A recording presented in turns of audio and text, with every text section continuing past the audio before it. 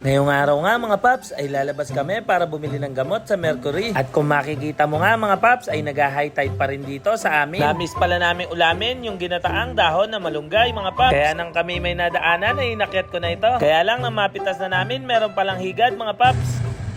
Bawal yan. Oo, mga tayo.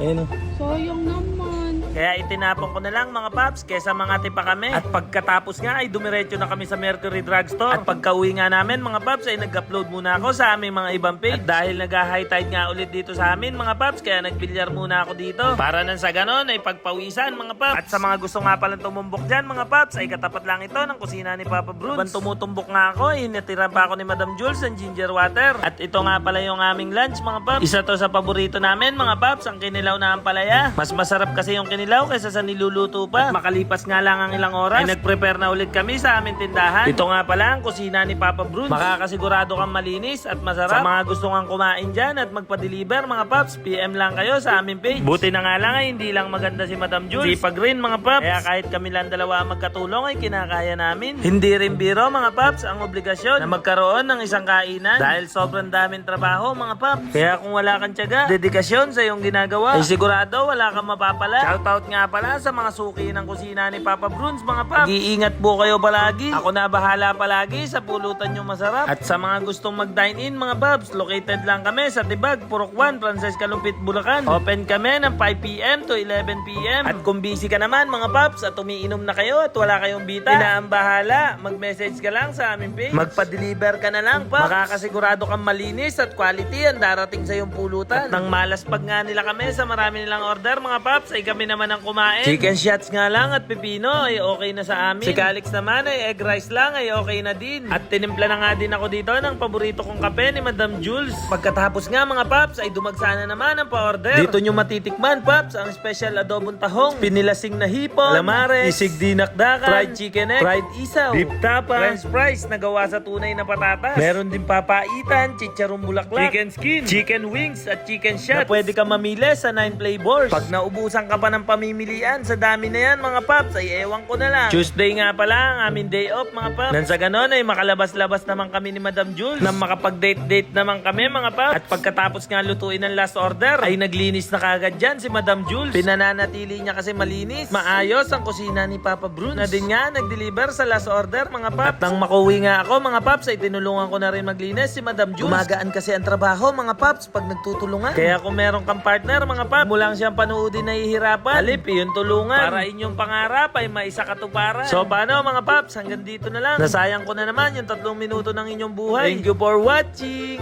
Kilala mo naman ang papa mo, Papa Bruns.